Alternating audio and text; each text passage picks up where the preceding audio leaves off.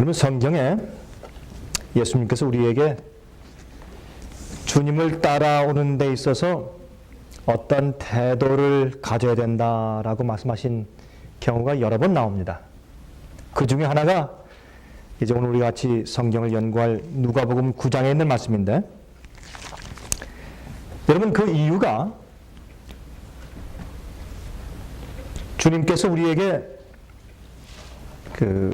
우리가 행하는 데 있어서 그대로 갚아주시는 일을 우리의 인생 제일 마지막에 가서 하시기 때문에 그렇습니다. 뭐 우리가 다 잘 아는 이 얘기죠. 제가 지금 하는 이 얘기를 모르는 사람이 누가 있겠습니까? 그러나 이 사실은 우리가 가끔 상기해야 할 중요한 의미를 가집니다.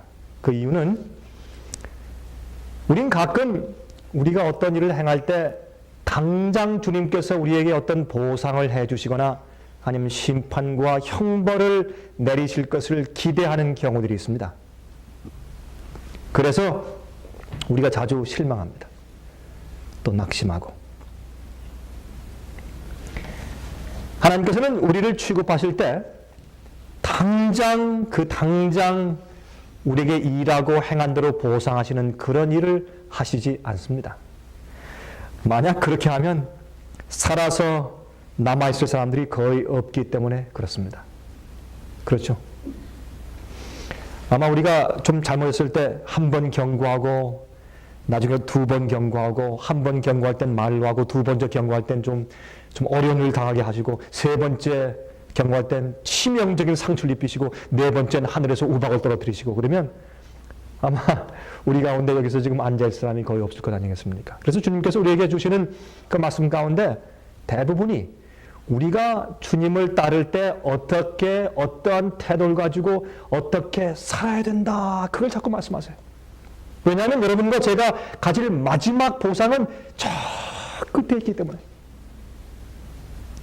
아마 우리가 죽은 다음에 있을지도 모르니까 저 끝에 있는 사실이기 때문에. 그러나 우리가 지금 보지 못하는 그런 미래 보상을 보지만, 그러나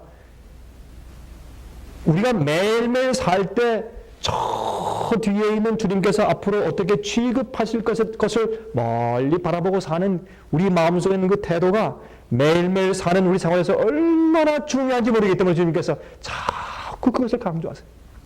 자꾸 그것을 강조하세요. 제가 이번에 신문을 보니까 이태리에서 말이에요. 제가 그 기사에 갖다 보겠지. 제가 베껴놓기까지 했어요. 참 신기해서. 이태리의 북부에 있는 소도시 가비오라고 하는 한 곳에 말이죠. 거기에 지난 12일 저녁에 갑자기 뭐 구름도 없고 비도 오지 않는 그런 하늘에서 갑자기 큰 얼음덩어리가 떨어져서 집이 무너지면서 그 잠자고 노파에 떨어져서 크게 다쳤습니다. 여러분, 몇 년 전에 브라질에서 큰 우박들이 갑자기 떨어져서 외양간에 있던 소들이 죽고 또 집이 파괴되고 하는 우리 소식을 들었지 않습니까? 근데 3년 전엔 말이죠. 2000년도 1월 달에는 안코나라고 하는 곳에서 스페인과 또한 이탈리아에 있는 밀라노에서 또 베네치아에서 또 스페인 등지에서 이제 우박이 떨어졌는데 거기도 갑자기 무슨 뭐 비도 오지 않고 하늘에 구름도 없는데 갑자기 그냥 정말 아린 밤에 홍두 깨졌다. 이걸 가지고 날벼락. 그냥 갑자기 우박이 떨어졌는데 3파운드짜리. 그럼 3파운드는 별거 아닌 것 같지만 저 높은 데서 떨어져 보십시오. 치명적입니다, 그거는. 3파운드짜리가 떨어져서 사람들을 다치게 했어요. 그 큰 관심을 일으켰습니다. 여러분, 그 7째 재앙 때 떨어지는 우박 재앙. 한 달란트죠? 한 달란트는 약 한 52파운드. 52파운드가 떨어질 겁니다, 앞으로. 7째 재앙 때 한 달란트니까. 그러니까 아마 남아있을 건물이 없겠죠? 그렇죠? 이런 걸 우리가 날벼락이라고 합니다. 그런 게 있습니다. 또 이렇게 가끔 이런 우박이 떨어지는 거 보니까 진짜 마지막 재앙 때 큰 뭐 한 달란트 52파운드 그 우박 떨어지는 게 정말 있을 법한 일이에요. 그렇죠? 그런데 주님께서 지금 우리에게 항상 그런 일이 있게 하시지 않는 겁니다. 가끔 어떤 그런 일들을 주님께서 허용하셔서 주님의 말씀이 그것이 괜히 꾸며낸 이야기가 아닌 것을 우리에게 깨닫게 하시기 위해서 가끔 우리에게 현시에 보이시는 것은 사실이지만, 그러나 우리에게 있어서 주님께서 당장 주시는 그런 심판들은 사실 눈에 보이지 않습니다. 그래서 많은 사람들이 주님을 따르다가 자기가 죄를 짓고 또 짓고 회개했다가 또 짓고 마음이 또 완악해지고 더 대담해지고 더 담대해지는 이유는 당장 시급하게 주시는 주님의 심판이 없기 때문에 그렇습니다. 그런 사람들이 어떻게 해요? 마치 이 유리잔 속에 밑에 가라앉아 있는 찍찍기처럼 하나님께서 심판하시지도 않고 오늘 구원하시지도 않는다 라는 그런 태도와 심정을 가지고 세상을 사는 것입니다. 많은 그리스도인들이 사실 그렇습니다.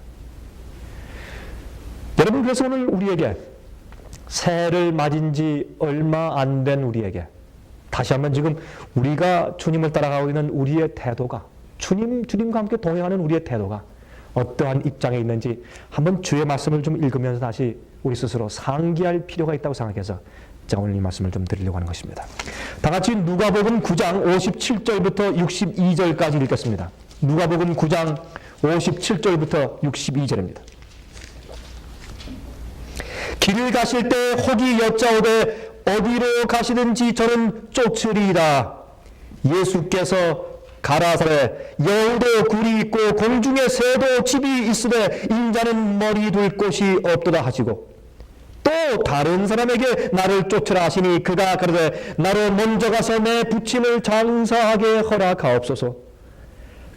가라사대 죽은 자들로 자기의 죽은 자들을 장사하게 하고 너는 가서 하나님의 나라를 전파하라 하시고, 또 다른 사람이 가로되 주여 내가 주를 쫓겠나이다마는 나로 먼저 내 가족을 작별케 허락하소서. 예수께서 이르시되 손에 쟁기를 잡고 뒤를 돌아보는 자는 하나님의 나라에 합당치 아니하리라 하시니라.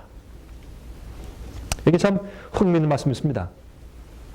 여기에 있는 이 몇 절들은 조금 우리가 생각이 많이 하고 씹어보아야 할 말씀이기 때문에 여기에는 이 내용은 이 성경 커멘터리에서도 쉽게 간단하게 잘 해석을 해주지 않는 그런 성경절들 가운데 하나입니다. 여기 세 명이 등장합니다. 근데 이 세 명의 이름이 없어요. 이름이 없는 이유는 꼭 어떤 개인적으로 어떤 사람들에게만 국한된 것이 아니라 주님을 따른다고 하는 모든 사람들에게 전체적으로 다 적용될 수밖에 없는 이야기이기 때문에 그렇습니다. 그리고 이 이름이 여기에 기록되어 있지 않지만 이 세 사람의 양상이 아주 분명합니다. 아주 뚜렷해요. 여러분, 우린 다 모두 이 세 가지의 양상 속에 포함될 수가 있습니다. 우리 한번 좀 보도록 하십시다. 이 마태와 누가는요, 이 말씀을 이제 같이 기록하면서 예수님께서 병 고치시는 기적을 행하신 후에 이 일이 생겼다고 기록합니다.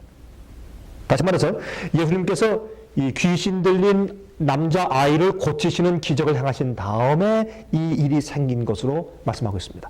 그것은 첫 번째 주님을 따르겠다고 먼저 자원해서 이야기한 사람과 그 내용이 아주 잘 부합합니다. 다시 말해서 첫 번째 사람은 예수님께서 따라오라고 명하지 않았습니다. 자기가 스스로 따르겠다고 자청해서 온 사람입니다. 그래서 우리가 이 사람은 가룟 유다였을 것이라고 우리가 추측하는 것입니다. 그리고 또 한 가지 또 흥미있는 것은 누가복음은 여기에 이 말씀을 이 누가복음 9장 57절부터 62절을 기록하기 전에 그 전에 주님께서 어떤 말씀을 하시고 어떤 일이 있었는지에 대한 그 배경을 잘 설명해 주고 있습니다. 누가복음은. 그것은 뭐냐면 예수님께서 드디어 예수님의 그 공생애 중에서 마지막 6개월을, 여러분 공생애는 3년 6개월 동안 사셨죠? 3년 반 동안 사신 공생애 가운데서 제일 마지막 부분인 6개월의 제일 첫 번째 부분에 서셔서 그때부터 예수님께서 이제 앞으로 예수님께서 잡히실 것이고 곤욕을 당하실 것이고 매를 맞으실 것이고 십자가에 돌아가실 것에 대해서 이제 12 제자에게 예수님께서 말씀하시고 설명하시는 것을 우리가 알 수 있습니다. 그 그러므로 예수님께서 지금 그들이 인간적으로 보는 어떤 그런 기대가 아니라 그들이 이해하는 것보다 전혀 다른, 전혀 그들이 이해하고 꿈꾸지 못하는 그런 결말로 주께서 가시는 것을 미리 지금 말씀해 주시는 것입니다. 예수님께서 지금 어디로 가고 있다는 것을 말씀하시는 그런 이제 배경 속에서 예수님께서 이 이야기를 말씀하십니다. 그런데 여기 이제 있는 말씀을 좀 보십시다. 사실은 요 세 사람이 그때 가서 세 사람이 연거푸 예수님께 와서 얘기할 때 예수님께서 답변하시고 그렇게 하신 것이 아니라 이 누가는 예수님께서 이제 3년 반 동안의 공생에서 맨 마지막 부분에 이젠 드디어 당신의 생명을 죄인들을 위해서 바치시고 드디어 핍박과 고난받는 마지막 부분으로 돌입하시는 그 즈음에서 주님을 따르는 사람들이 어떤 마음과 어떤 태도를 가지고 따르는가 하는 것을 강조하기 위해서, 다시 말해서 주님의 제자됨의 대가가 무엇인지를 강조하기 위해서, 다시 말해서 주님을 따른다고 하는 것이 무슨 뜻인가 하는 것을 알려주기 위해서 그 전에 있었던 일이지만 그것을 모아서 세 사람이 동시에 이런 경험을 한 것처럼 모아서 기록해 둔 것입니다. 여기에. 그것이 이 말씀입니다.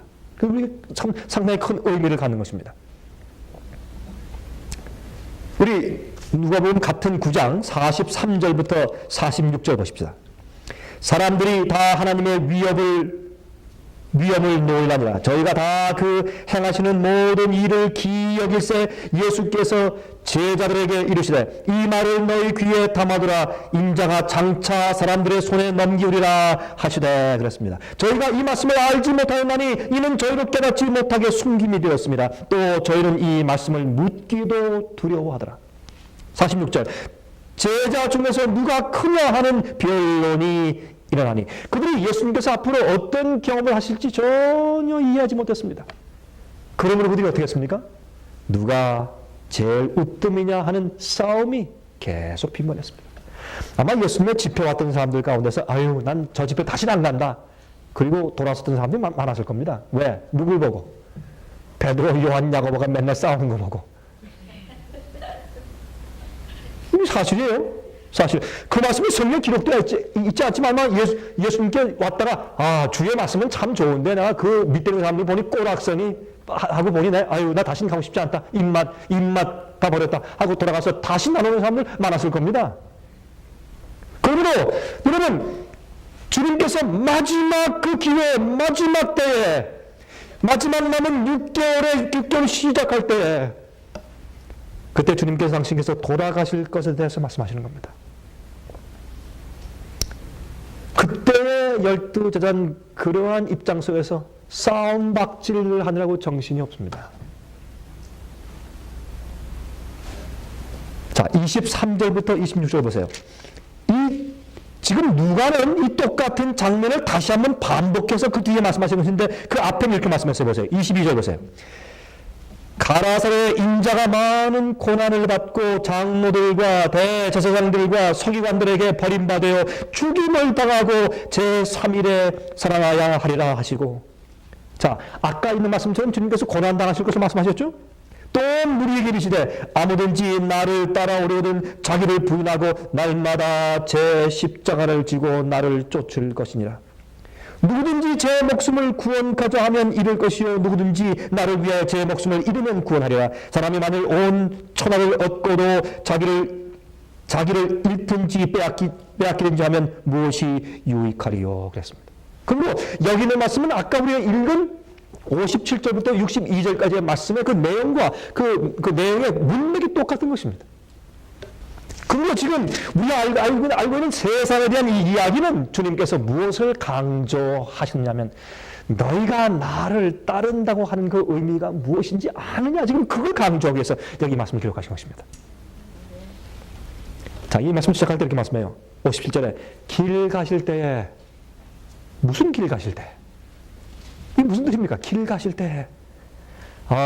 예수님께서 하나님의 아버지의 뜻을 행하기 위해서 가실 때, 예수님께서 죄인들을 위해서 십자가에 돌아가기 위해서 뜻을 정해서 예루살렘으로 가실 때 그 말입니다.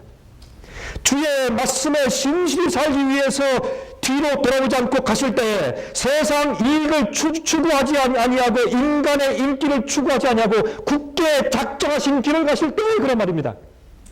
그게 주님을 따르는 길입니다. 그래서 주님께서 제자됨의 대가, 영어로 cost of discipleship, 그것이 무엇인지를 우리에게 다시 확인해 주시기 위해서 이 말씀을 지금 해주시는 것입니다. 그것은 치욕의 길입니다. 인기가 없는 길입니다. 여러분, 이렇게 미리 각오하고 기대하고 따르면 그 따르는 와중에 불평이 있을 수가 없습니다. 그리고 낭망이 있을 수 없습니다. 낙심은 가능하지만 절망은 있을 수가 없습니다.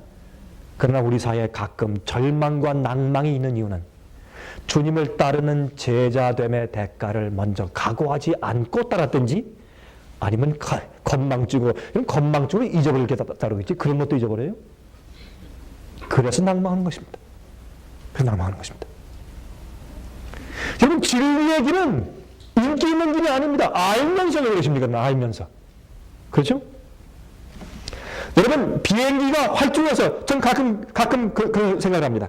전 비행기가 활주로에서 말이죠. 쫙 달려갈 때, 그때 마치 제가 주님을 따르는 십자가를 지고 따르는 길 같은 그런 느낌이 있어요. 한 번 큰 달려가면 말이죠. 스톱을 못해요.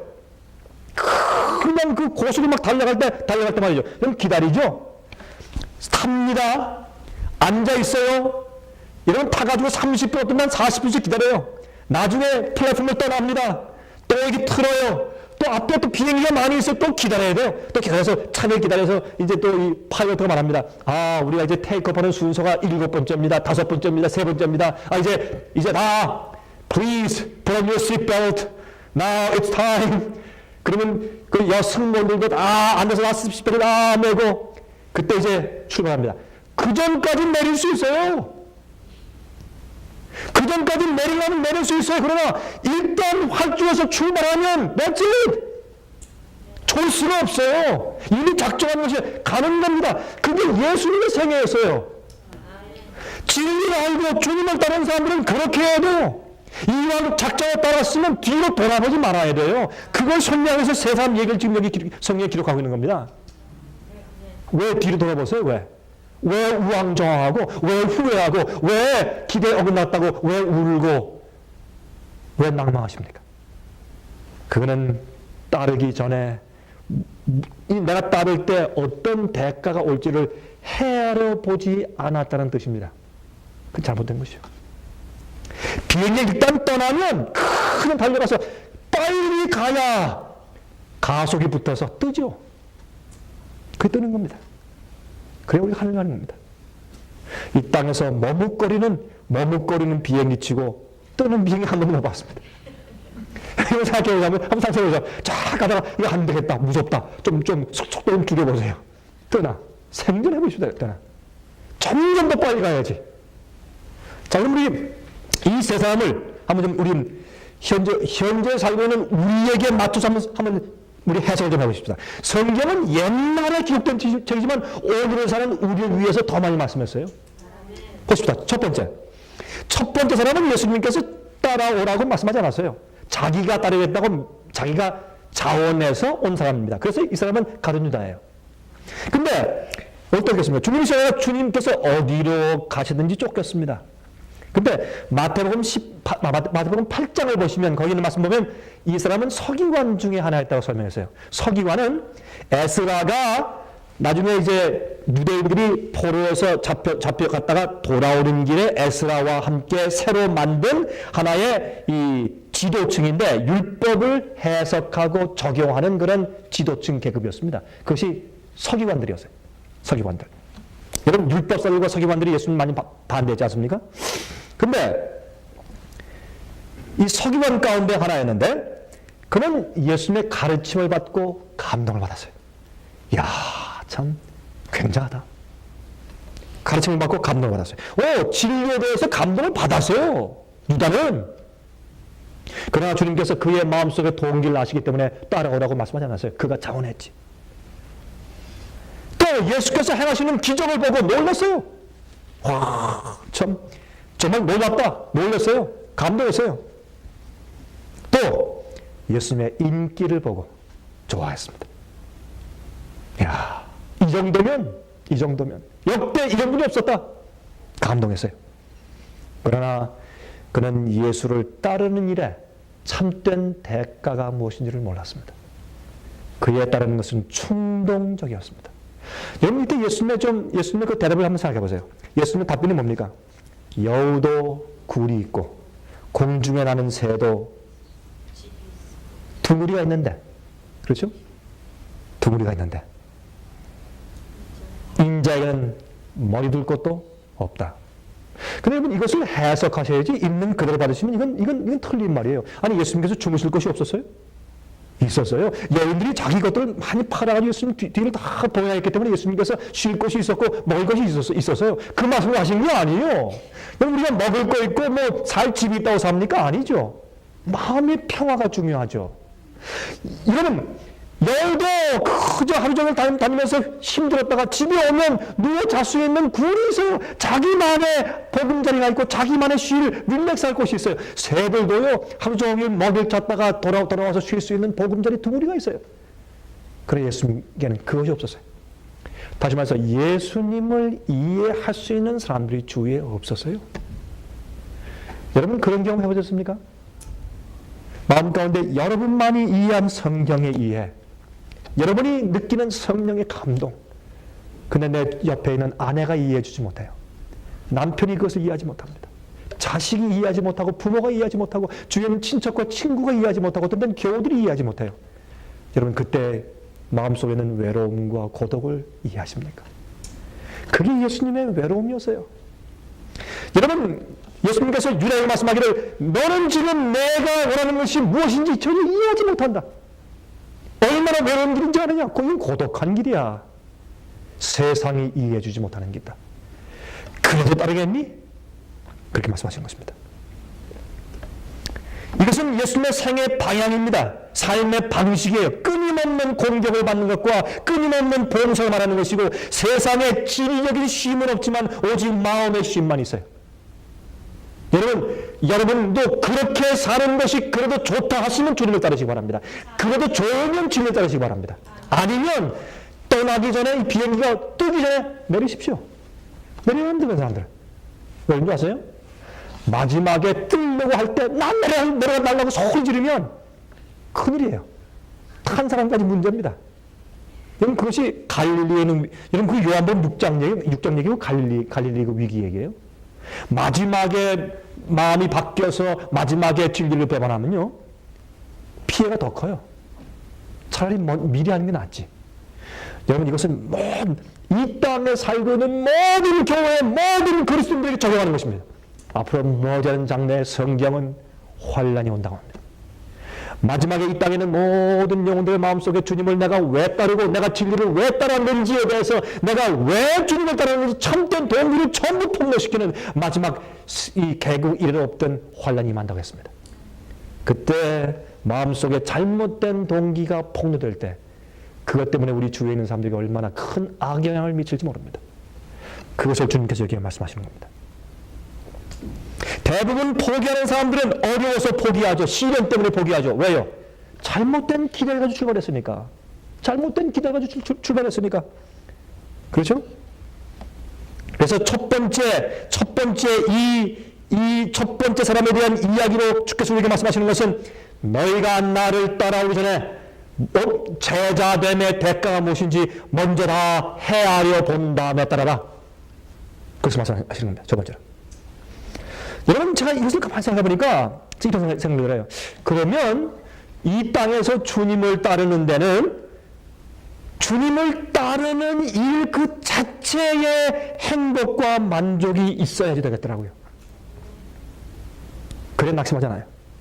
주님을 따라가는 오늘 그 일 자체의 행복과 만족이 내 마음속에 있어야 그래 따를 수 있어요. 그래야 겪을 수 있고 희생할 수 있고 견딜 수 있고 이길 수 있는 것입니다. 근데 요 인그리디언트, 요 요소가 빠져버리니까 자꾸 우왕좌왕하는 것입니다. 힘들고. 그래서 하늘 가려고 믿고 지옥 안 가려고 믿고 복 받으려고 믿는 것입니다. 그러나 성경은 요한복음 17장 3절에 말씀하기를 영생은 이것이니 곧 하나님 아버지와 그의 보내신 자 아들 예수 그리스도를 아는 것이 영생이라 했어요. 그 영생이에요. 여러분, 공부하는 학생들도 공부를 하기로 결정했을 때 치를 대가를 합니다. 눈이 새빨개지고 어떤 분 잠 못 자고 스트레스 생기고, 운동선수들도 먹고 싶은 거 먹지 말고 뛰어야 되고 힘들 때 계속 운동해야 되고 자기 치를 대가를 알아요. 탐험가들은 말이죠. 강의 위험, 도덕의 위험, 산의 위험, 얼음의 위험, 눈의 위험, 절벽의 위험 다 알고 탐험을 해요. 그런데 그리스도인들만 달라요? 그저 믿기만 하면 다 되고 아무 어려움이 없는 줄 알고 어려움 생기면 그냥 울고 불고 난리를 쳐요. 그건 왜 그런지 모르겠어요. 운동선수들보다 못해요. 왜요? 제자됨의 대가를 헤아려 보지 않고 따르니까 그렇습니다. 두 번째, 이 두 번째 얘기는 참 재밌어요. 두 번째는 말이죠, 좀 예수님께서 가혹하게 말씀하세요. 전 처음에 제 젊을 때 이 말씀을 처음 읽었을 때 그랬어요. 야, 이거 주님이 너무하시다. 이건 하나님이 정말 이런 분이면 따르고 싶지 않은다는 생각이 들어갔습니다. 해보세요. 주여, 내가 쫓겼습니다. 하지만 나로 먼저 가서 아버지를 좀 장사를 지내고 와서 쫓게 해주십시오. 그때 예수께서 뭐라 했습니까? 아니, 그런 일을 하지 말라는 사람이 세상에 어디 있어요? 예수께서 말씀하기를 아니다. 죽은 자들로 죽은 자를 장사하게 하고 너는 나를 쫓고 복음을 전파해라. 아니, 이렇게 가혹한 얘기가 세상에 어디 있어요? 그렇죠? 근데 여기에는 뜻이 그런 뜻이 아니라 이것은 동양적인 표현 방법입니다. 한 번은 이 독일에 있는 그 신학교의 웬트 목사님이 W-E-N-D-T 웬트 목사님이 이제 학기가 끝난 다음에 한 제자, 그 터키에서 온 제자한테 이렇게 말을 했대요. 자, 이제 학기가 마쳤으니까 자리에 돌아가기 전에 이 유럽에 있으니까 유럽 구경 다 한 다음에 좀 돌아가게. 얼마나 좋은 기회인가. 그러니까 그 학생이 얘기가 아닙니다. 선생님. 제가 가서 먼저 저희 아버님을 먼저 장사 지내야 합니다. 그때 교수가 아버님 돌아가셨나? 아유, 참 정말 애들 뜻이 평안해. 그랬더니 아니요, 우리 아버님 아직 안 돌아가셨는데요. 그럼 무슨 뜻인가? 그러니까 그때 이 학생이 웃으면서 이제 설명을 하더랍니다. 그게 아니라 우리나라의 표현은 우리 아버님 먼저 장사 지내고요 하는 뜻은 뭐냐면 아버님이 지금 늙으셨는데 아버님이 돌아가실 때까지 잘 봉양하고 아버님이 돌아가신 다음에 그 다음에 와서 내일 하겠다, 그런 뜻입니다. 그때 웬트 목사님이 손뼉치면서 내가 이제 누가복음 9장을 알았다, 그렇게 대답을 했습니다. 이게 동양적인 사고방식이에요. 다시 말해서 주님, 내가 하겠습니다만 내가 인간적으로서 자식으로서 부모에게 가족에게 할 의무를 다 하고 끝낸 다음에 그들이 다 이해하게 됐을 때 그때 내가 복음의 일을 하겠습니다. 그 뜻이에요. 예수께서 말씀하기를 죽은 자가 그 일을 하게 하고, 다시 말해서 그런 성령의 감동을 받지 않고 그런 부담이 없는 자들, 영적으로 죽은 자들이 그 일을 하고 넌 와서 그 일을 해라, 그런 말이에요. 다시 말해서 이 말은 뭐냐면 하나님의 왕국의 일은 두 번째가 아닌데, 그러면 그래서 죄는 다 버려야 돼요. 그래야지 세상보다 하늘이 더 첫 번째야 합니다. 이건 너무 중요한 얘기예요. 우리가 이 세상에서 타협하는 이유는 복음과 천국이 두 번째이기 때문에 그렇습니다. 그 마음의 상태가 그래요. 그러니까 옆에 있는 사람이 자꾸 칭얼거리면 어떻게 그래 할 수 없이 타협하죠. 왜 타협해요, 그거? 왜요? 왜 계명을 타협하고 주님의 명령을 왜 타협합니까? 그 이유는 하나님과 주님의 왕국이 첫 번째가 아니기 때문에 그렇습니다. 이럴 땐 주께서 말씀하신 것처럼 우리 생애에 우리의 결심이 가혹해야 돼요. 죽은 자를 장사하게 하고 나는 주님 따라간다, 이렇게 해야 돼요. 그래서 어떤 때는 그리스도의 삶은 마치 칼날 같아요. 여러분, 그리스도인의 삶은요 아주 부드럽고 친절하고 자상스럽고 사랑스럽지만 그러나 결심할 땐 말이죠 그런 낯선 것처럼 추호의 타협도 없어야 돼요. 주님을 따라가는 일은 그냥 앞에 이렇게 보지 말고 그냥 나가야 돼. 이게 그리스도의 삶이에요.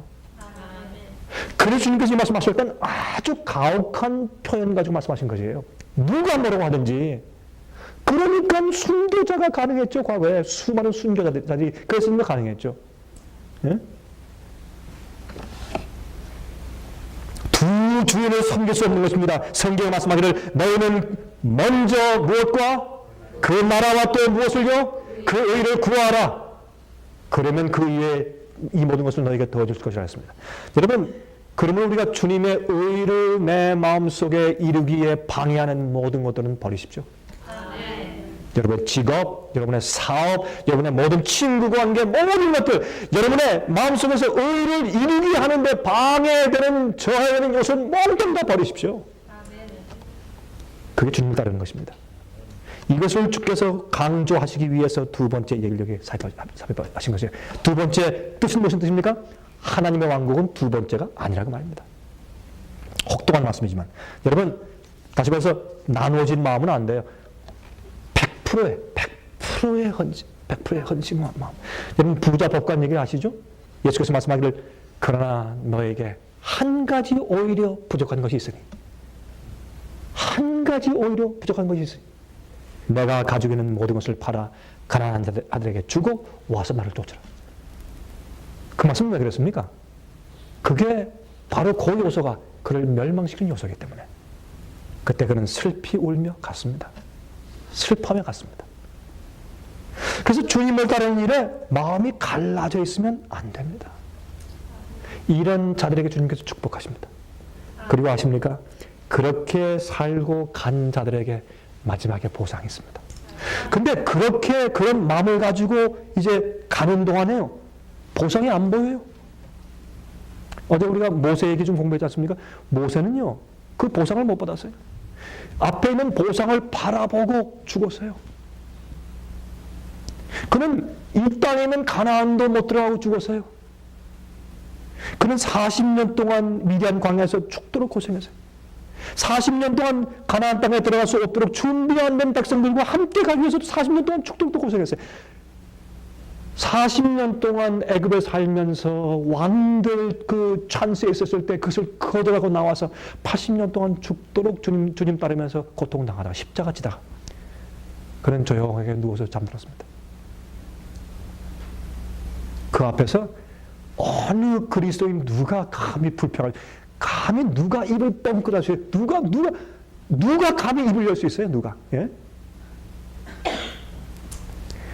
여러분, 우리가 당하는 고난들 가운데요, 제가 이 말씀 드려서 죄송합니다. 그러나 사실 저를 포함해서 우리가 당하는 우리 인생의 시련 가운데서 제가 볼 땐 모르겠습니다. 한 60%, 70%, 80%는 다 우리가 잘못해서 우리가 당하는 고통들이고 하나님께 원망할 것이 하나도 없고, 혹 주님께서 우리가 주님을 따르다가 아니면 우리가 잘못하지 않았는데 주님께서 우리에게 시련을 베푸시기 때문에 마귀 공격 때문에 당하는 것일지라고 할지라도 우리 마음 가운데 우리를 낭만케 하지 말아야 합니다. 말아야 합니다. 전 그래서 참 모세를 존경하고 전 사도 바울을 존경합니다. 그런 사람들의 이야기가 기록되어 있는 것은 우리도 어떤 삶의 태도를 가지고 살아야 될 것에 대해서 말씀하고 있는 겁니다. 네. 우리도 참 한 80년 동안 앞으로 고통당할 것에 대해서 미리 우리한테 계시를 보여주신다면 아마 여기서 나갈 사람들 많을 거예요. 여기 슬슬 이렇게 한국에서 80년 한 10년 기다리는 것도 아주 지겨워하는데 여러분이세요. 우리의 태도를 바꿔야 합니다. 태도를. 제가 그래서 말씀드리지만 그러므로 어쨌든 우리가 매일 주님을 따르고 주님을 위해서 일하는 그 자체 매일 그것에 만족하고 기뻐하는 그런 경험이 될 것 같아요. 그렇죠? 세 번째 사람은 무엇입니까? 나로 먼저 가족들과 작별케 허락해 주십시오. 이것도 동양적인 사고방식이에요. 이게 뭔지 아십니까? 여러분, 그냥 우리처럼, 안녕히 계세요. 뭐, 요새 바쁘니까 전화로, 이메일로 말이죠. 그죠? 뭐, 요새 이메일 말이죠. 요새 이메일들은요, 처음에 이메일이 나왔을 때는 그것도 길게 그 편지 쓰는 거 좀 쳤는데 요새 이메일은 점점 짧아져가지고 두 줄, 한 줄, God bless. 뭐, 잘 있었니? Are you okay? 근데 영권을 한 줄 딱 쓴 다음에 God bless. 누구? 이름 딱 해. 요새 이메일은 굉장히 짧아요, 또. 그게 이제 우리 인사죠. 그러나 여기에는 이 얘기는 무슨 뜻이냐면 그건 아니고 여러분, 이 동양 사람들의 사고방식은 작별 인사할 때 오래 가서 머무는 거예요. 그 집에 가서 집에 가가지고 그 사람들 마음이 섭섭하지 않게 아주 다 마음을 가라앉히기 위해서 한 달, 두 달, 석 달, 1년씩 같이 지내면서 작별인사 하는 것입니다. 그게 동양적인 사고방식이에요. 이 엉덩이가 무거운 것입니다. 같이 앉아가지고 같이 자고 먹고 사귀면서 충분히 정담을 나눈 다음에 섭섭지 않게 만든 다음에 그 다음에 굿바이 하고 나오는 그것이 작별인사입니다. 그때 주님께서 No. 쟁기를 잡은 자가 자꾸 누가 뭐 섭섭해할까봐 누가 뭐 어떻게 할까 누가 비난할까봐 그거 돌아보면 안 돼. 일단 쟁기를 딱 잡았으면 앞만 봐라. 뒤를 돌아보지 말고 그냥 따라와. 그걸 말씀하시는 겁니다. 지금. 여기는 주님을 따르겠다고 이왕 생각하고 결심했으면 딱 앞만 보고 가라 그 말입니다. 뭐 누가 뒤에서 무슨 얘기하고 누가 무슨 판단하고 뭐 무슨 평판이고 뭐 인기가 없고 또 누가 섭섭해하고 그거 보지 말라 얘기입니다. 이것도 가혹한 얘기예요. 가혹한 얘기입니다. 그러나 이런 보십시오. 우리가 살고 있는 세상은 마귀의 세상입니다. 여러분이 주님을 위해서 따르기로 전투 결심하고 끝까지 따르고 십자가 지고 따르기로 결심하고 나갈 때 좋다고 하는 사람들 별로 없어요. 좋다고 잘한다고 박수 칠 사람 별로 없습니다. 이 세상은 마귀의 세상이기 때문에 그걸로 뒤로 돌아보지 말란 얘기입니다. 앞만 보고 향하라고 말입니다. 여러분 성경에 그런 말씀 있습니까? 노새 철을 생각하라. 노새 철을 생각하라. 미련. 그렇죠? 내가 지금 이렇게 살면서 고생해서 그렇지 나도 옛날은 세상에선 미련 버리란 말입니다. 미련. 이왕 건너간 다음에 뒤에 다리를 어떻게 하라고요? 불태우라고. 뒤로 돌아설 여지를 남기지 말라고요. 여지를. 예? 죄와 세상을 끊을 때 그냥 가차없이 끊어버리세요. 그래야지 은근히 좀 남겨두고 나중에 왜 나무가 이렇게 남겨두고서 나중에 꼭 급할 때 뛰어 넘어가려고. 그렇게 말란 얘기입니다. 뒤에 다리 불살라버리란 말이에요. 죽은 거서 죽어버리고 다시 돌아갈 여지가 없고 찬스가 없게 그렇게 해야 돼요. 이런 태도를 가지고 주님을 따르라고 말입니다. 노새처 생각해. 노새처는 그가 한 번 돌아본 것은 한 번 돌아본 것 때문에 죽은 게 아니에요. 그의 마음이 소돔성에 있었기 때문에 죽었습니다. 여러분 이 망설임 때문에 얼마나 많은 사람들이 뒤로 물러갔는지요. 여러분들도 오늘 아침에 마음 가운데 결심하시길 제가 원합니다. 여러분 이왕 자리를 잡고 주님의 뜻대로 살기로 결심했으면 그냥 나가세요.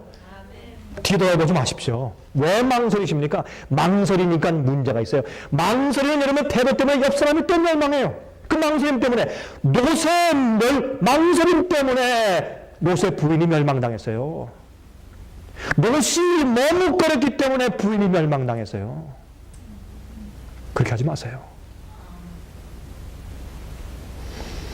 여러분 이런 얘기가 있습니다. 한 번은 아버지와 아들과 이제 밭에서 이제 농사를 하고 있는데 소를 앞에 세우고서 이제 쟁기를 잡고서 이제 밭을 가지 않습니까? 근데 아버지가 밭을 갈 땐 아주 똑바로 아주 막 일직선으로 이렇게 똑바로. 그래서 이제 아버지가 이제 아들이 묻습니다. 아버지 어떻게 해서 이렇게 아버지는 똑바로 이렇게 밭을 가십니까? 그 비결이 있지. 저기 난 저 앞에 있는 저 나무 있지 않냐? 상수리 나무. 나 그 나무를 갖다 항상 목표 삼고서 그것만 딱 바라보고 가기 때문에 난 절대로 삐뚤지 않다. 너도 밭을 갈 때 꼭 어떤 목표를 딱 정해가지고 가라라. 그러면 절대로 이제 이 삐뚤삐뚤 안 된다. 그리고 이제 아버지가 잠깐 갔다 오는 사이에 아들한테 맡겼습니다. 자, 기억하지? 비결 꼭 어떤 목표를 딱 정하고서 밭을 가라. 아버지가 좀 갔다가 한 2시간 후에 오니까 그만 그 밭이 그냥 뱀 지나가면서 꾸불꾸불 난리가 났습니다, 지금. 그래서 이 아버지가 아들한테 물었대요. 야, 이게 어떻게 된 것이냐? 너 목표를 정했니? 예, 정했습니다. 정했습니다. 뭐, 내 목표는 무엇이냐? 저기 다니는 저 염소. 그러니까, 왔다 갔다 하죠.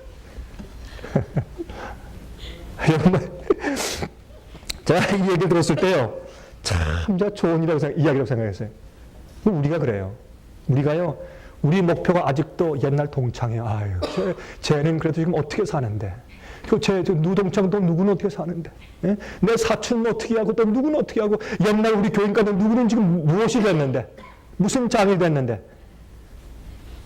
그래서 마음 가운데 서운하고 기대에 어긋나고 낙심이 되고 욕심이 생기고 여러분 좀 깨어나십시오.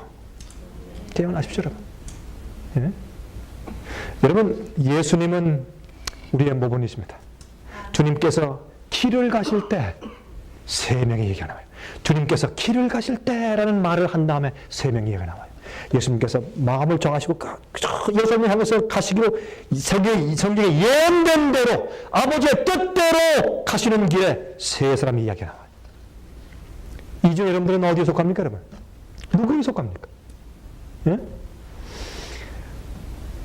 여러분, 한 번은 관광객들이 호주에서 이렇게 이제 버스를 타고 관광하는데 보니까 한결같이 이 목자들이 말이죠. 양을 인도하는데 전부 다 앞에 서서 피를 불든지 노래를 부르면서 앞에 서서 인도해. 절대 뒤에서 이렇게 때리든지 이렇게 모으는 적이 없어요. 앞에서 인도하지. 이제 목자가 걸어가면 양들도 다 따라옵니다. 또 이쪽으로 다 따라오고. 그냥 목자는 계속 그들 앞에 서서 인도하지 그들을 뒤에서 몰지 않습니다. 노예처럼 몰잖아요. 근데 한 번은 어딜 지나가다 보니까 목자가 서가지고 그냥 그 양들 뒤에서 몰들어 막 때리면서 막 몰아요. 막 빨리 가라고 막 몰고 있어요. 그래서 이 관광객들이 좀 놀랐습니다. 참 이상한 그 목자가 다 했다고 가만히 보니까 그 목자는 그 양을 몰아가는 것이 아니라 그 양들을 데리고서 도살장으로 가고 있는 중이었습니다. 도살장으로. 죽이려고. 그러면 몰아야죠. 뒤에서 때려서. 그러나 우리 주님은 한 번도 그런 적이 없습니다. 주님께서 우리를 위협한 적도 없으시고 하늘에서 우리가 잘못할 때 당장 번개불이 내려온 것도 아니고 우리가 잘할 때 하늘에서 무슨 돈덩어리 떨어지고 금이 내려온 적도 없습니다. 즉시 내리는 심판이 없습니다. 그러므로 사람들은 하나님께서 계시지 않은 것처럼 착각하고 삽니다. 그래서 주님께서 말씀하기를 주님을 따르는 매일매일을 사는 끝에 가서야 알게 되는 매일의 우리의 주님을 따르는 태도가 중요하다고 이렇게 강조하시는 겁니다. 태도가 중요하다고. 여러분 오늘 어떤 태도로 주님을 따르십니까? 여러분이 왜 낙심하는 줄 아세요? 여러분이 왜 타협하는 줄 아시고 여러분의 뒤로 왜 물러가는 줄 아세요? 여기에 이유가 있습니다. 자, 이 말씀하고 마치겠습니다. 한 번은 말이죠. 마귀가 자기 부하들을 모았대요. 이것은 이제 꾸민 이야기지만 참 우리에게 큰 교훈을 주는 이야기입니다. 마귀가 이제 한 번은 자기 부하들을 모았습니다. 모아가지고 인간들을 멸망시키기 위한 묘안을 짜기 위해서 지금 회의를 한 중이었습니다. 컴미를 했어요. 그때 그 마귀의 부하가 손들었습니다. 대장님, 내게 묘안이 있습니다. 말해보게. 예, 전 이 땅에 내려가서 사람들에게 하나님은 없다고 말하겠습니다. 그러니까 마귀가 앉아. 네가 말하는 게 어떻게 통하겠니? 아니 하늘 태양 보고 달 보고 별 보고 그다음에 꽃과 동물들과 새들과 나무 보면 다 알 텐데 그럼 누가 믿겠니? 앉아. 두 번째 이제 부하가 또 손들었습니다. 제가 하겠습니다. 너 뭘 하겠니? 성경은 진리가 아니라고 말하겠습니다. 너도 앉아. 그럼 누가 믿겠니? 아니 성경 예언만 연구하면 다 알 텐데 누가 성경이 진리가 아니라고 누가 믿겠니? 성경 예언 보면 다 이해할 텐데 너도 틀려서 앉아.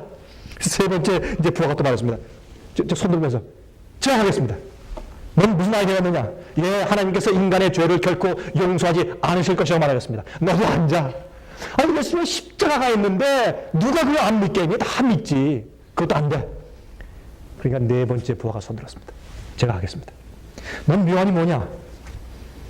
이렇게 말했습니다. 예, 전 가서 이렇게 얘기하겠습니다. 하나님이 계시는 거 사실입니다. 성경이 진리인 것 사실입니다. 하나님께서 인간의 죄를 용서하실 것 사실입니다. 그러나 아직 시간이 충분합니다. 오늘 결정하지 말고 내일 결정하십시오. 그때 마귀가 손을 치면서 맺지! 바로 그거다. 그것 때문에 그 망설임 때문에 6,7년 동안 마귀는 성공해 왔습니다. 오늘도 마찬가지입니다. 여러분들이시여 제발 우리가 주님을 따르기로 결심한 오늘 우리의 결심이 제발 매일매일 그 순간마다 똑같이 나가지 내일 결정하도록 미루지 말도록 하십시다.